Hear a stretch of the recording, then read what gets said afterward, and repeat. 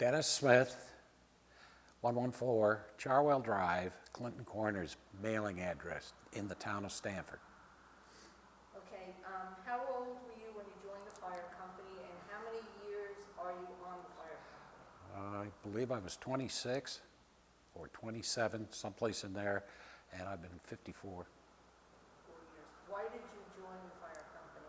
Because I wanted to get to know the people of town of Stanford who I am serving, and I found I was looking at the Grange, any kind of organization in there, and I felt the fire company was the best. And I also was asked by one of my fellow employees to join. Who was that? Kenneth Miller. Yes, he sponsored me in. Wow. Do you have anyone in your family who's been in the fire company? Yes, I do. I have a daughter, Colleen May Smith. Or Lutz, excuse me. Lutz. And so you're the first generation coming in? Yes. When you joined the fire company, who was your chief? Harold Conover. Harold Conover. Yes. Wow. Assistant chief was. Do you remember? No. Yeah, I said you must. Did you? I thought no. He was a man that he got a raw deal on that going through to other, but he worked over at the school. I believe Cold Spring. Cold Spring. I just thought of him. Now I forget. I'll come back. Okay. You'll see it. When You'll you see. came in, Yes. what was the atmosphere like in the firehouse? Like who was around, and what was it just like being a part of the fire company? Well, from being from not the local town, this fire company was basically, the company was made up of all members that were born and bred in the town of Stanford. And I was out of Long Island, so that set the stage. It was tough. It was To very, break into the fire company? yes, it was very, very, very tough. Yes. What was the drawback? Ticks. You know ticks? If you have ticks, groups of people, Oh, cliques. cliques. Yes. How Cliques. did you eventually break into it? I broke into it by just being friendly with everybody all the time, no matter what.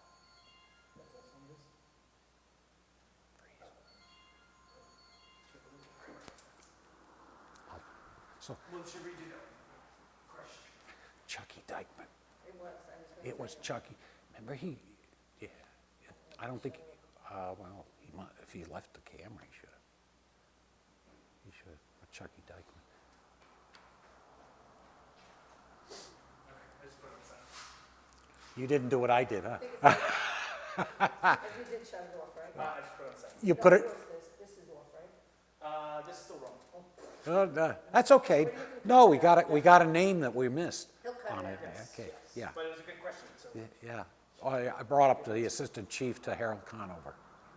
Chucky Dykeman. When you said about the school, I should have known. That's what I was hoping you were going to lead. I was That would lead thinking you was into Chuck it. Dykeman, Yeah, and I was like, yeah, I looked in the book. yeah. But I got along with him very good, as I did with Harold. Yeah, So, great, good chief. what kind of training did you do when you came in? We called it Essentials of Firemanship, pump operator, scene, pump operations. And I took those courses. That's all we got, Essentials, fireman. I took those in my career forward 3 times by choice, just to keep updated, because they came updated that way. But I took all courses. Did you ever do the squad, the rescue squad? I was on the rescue squad, but I don't remember when I actually joined. I know what year the Cadillac that we had It was 1957, so it was an old one, and we were getting ready to get a new one, an updated Cadillac. So a lot of calls on that. Who was on the squad at that point? Well, Jack O'Donnell was our captain. McDonald's was on there, both of them, and Mickey and Marilyn. Dot Burdick, Irv Burdick. Some of the others I can't go on. I could go on, but I just can't get the names out right now. So they'll pop in later. The calls back then compared to the calls now? Yeah, that's good. The calls then, we were the rescue people, period. We would do BLS, as they call it, basic life support, absolutely, but also do ALS. That was what all the small towns did, Kathie. And so we handled everything, heart attacks, even going to a DOA and calling it and all like that. So it was a complete fire, not just a fire rescue, but it was a complete ambulance squad within the fire company. And what about enjoyable things that went on in the firehouse? Well, there were a lot, really. We had a lot more get-togethers than we do now.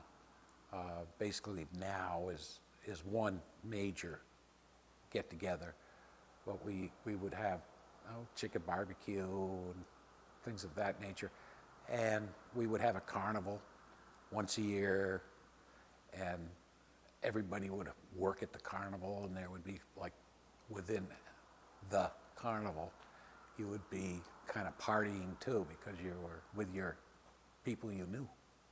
So I thought that was nice. But it was tough getting in there, yeah. When, like, who taught you how to drive the fire trucks? Did they take you out? Oh, yes. Oh, yeah. I got it. I think it was Mickey McDonald. The M1 was sitting next to me, and I went through the first shift, and it was the Ward LaFrance that we had in 1957, Ward LaFrance, and that's gear that's not automatic.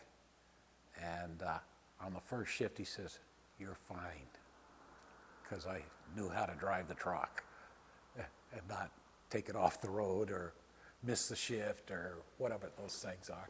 And then the pump operator school came right in there, so I just merged right in with that, and I was able to qualify for that, and that helped. When you first joined, where did you didn't live over on Charwell? I lived over, wow, I lived right across from the bank. We were on the first floor of those apartments that are still there. They're still there, only updated, that's all. So I had a good response time. I could imagine. Yeah, And Mickey was he was down down here, that way. just and down there. Billy was here, so. Billy Billy was had there, some- and McDonald's were right in here somewhere. Yeah, They were up this yeah, way. just They were that up that way, yeah, you're right. Yeah. You're right, yep. So you were part of the quick response team. Yep, When you yep. got yourself. into Burdick's. it. Burdick's. Burdick's and Kent, Yeah. we would race to see who's gonna drive the ambulance. So to speak, but, we would be getting out I went a lot with him. Did Because we were both coming and responding, right? So, And you were both younger. much, Yeah, that's great. yeah. Do you have a favorite thing though that you were within the fire company? Like, I know you were chief, you were assistant chief, you were all the officers. Did you have like a favorite period within the fire company? Actually, it was after that, is fire commissioner. Yeah. that's the next logical step to be that, for me, anyway, is where I feel very, very comfortable in that. And why do you like that so much? Because I can see the legal edge and how far you go, and you can make decisions that grows the fire company. And I think that's good for the people. I think that's a good thing to think about it when you do things like that, yeah. And you're coming with the knowledge too, because you're on the other, you've been on the other side. Yes. To know the needs of the fire company. I think it's very important to keep that mix in the commissioner base of the 5 commissioners, yes. I think so. Interesting that that's the one that you really like the most. Yeah, I guess, what's the real biggest change that you've seen? Volunteerism, that word, is very weak now. We were going with a cap of 60 members, and we were always right up at 60. Now, what, 35, 40? I think it's going to be 42. I think it's right in close there, It's right in about there, 42. yeah. And of course, we're a long ways away from the 60. The commissioners had put a cap on that for insurance purposes because it costs more, obviously, to insure more people. But we don't have that problem because we're nowhere near the cap. So that's very disappointing. And I know that we have out there in our community some people that could help, and they choose not to. That's the biggest thing I see, and I think it's countrywide. I think it has gotten that way. Generations. It's just a different generations, I think. Well, I had mentioned that, like, when like Mickey and Billy Allen and all of them, they were all, and even yourself, you were coming off World War II, Korea, Vietnam, and there was already like this, within them was the serving. There was also, they were so used to being part of like a team. And We were taught that, team. and the fire company was extremely strong, and it was Right. really tight and really All right. a real team.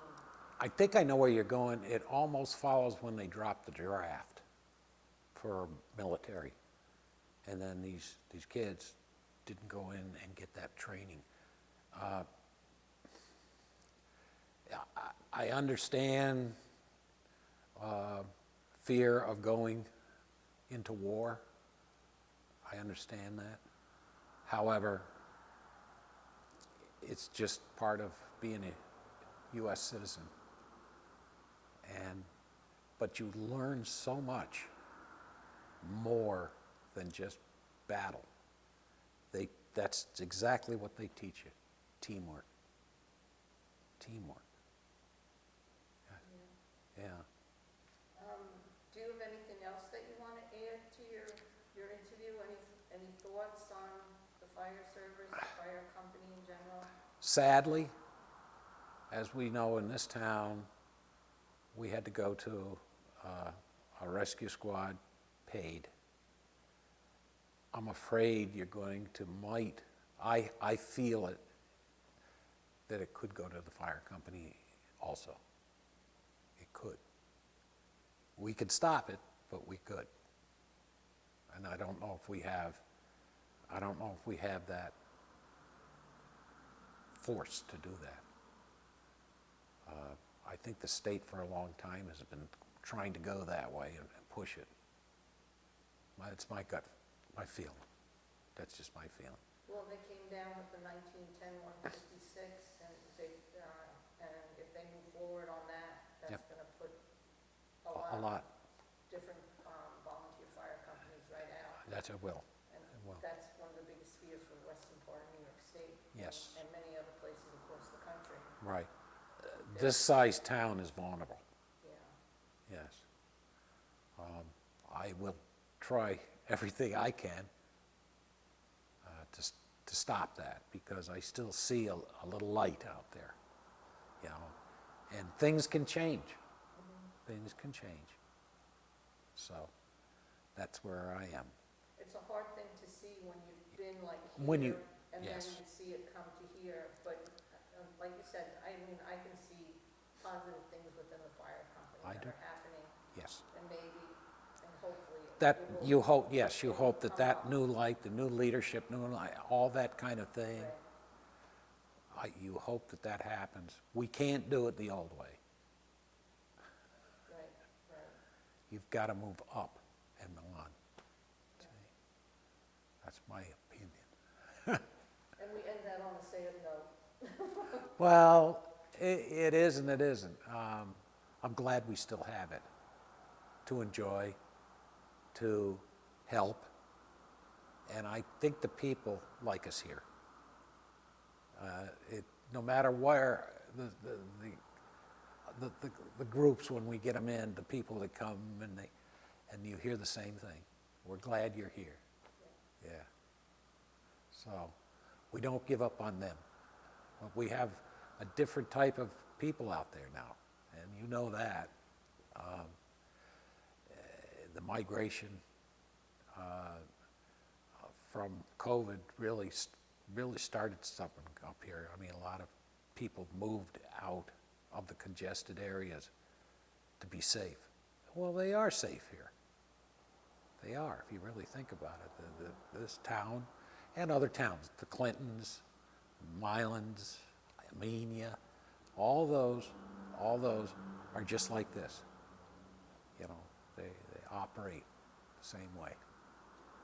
So, but let's hope it's, I don't know, as long as things keep going, you know, we'll keep it going. Right. Thank you, Dennis. You're welcome.